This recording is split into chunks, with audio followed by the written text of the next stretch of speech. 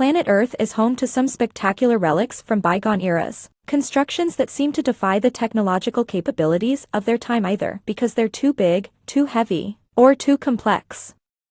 As such, some suggest the ancient builders of the Egyptian pyramids, the Nazca Lines, and others were following an extraterrestrial instruction manual.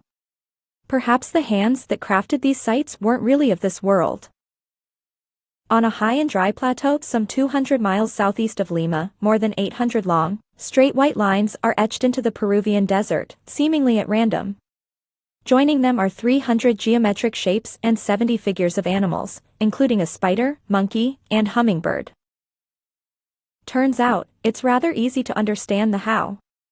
Called geoglyphs, these enigmatic designs are made by removing the top, rust-colored layer of rocks and exposing the brighter white sand underneath. The why is a bit tougher to comprehend.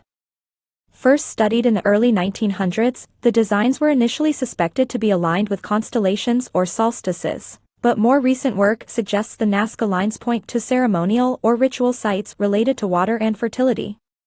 And in addition to being visible from the air, the shapes can be seen from surrounding foothills. Just outside Cairo, in Giza, the most famous of Egypt's pyramids rise from the desert.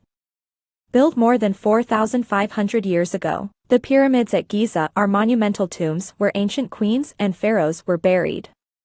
But how, exactly, did the Egyptians build these things? The Great Pyramid is made of millions of precisely hewn stones weighing at least 2 tons each. Even with today's cranes and other construction equipment, building a pyramid as big as that of Pharaoh Khufu would be a formidable challenge. And then there's the astronomical configuration of the pyramids, which is said to align with the stars in Orion's belt.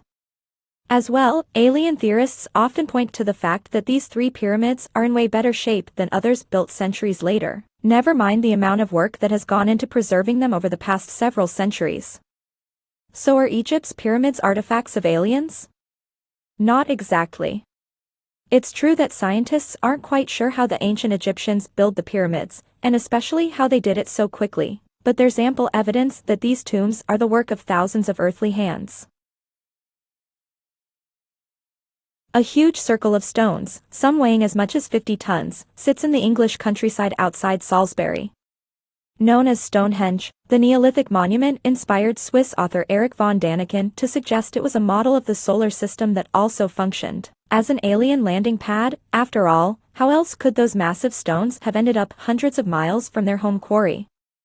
No one knows what, exactly, the meaning of Stonehenge is, but, as with all the other sites in this collection, the explanation is not aliens.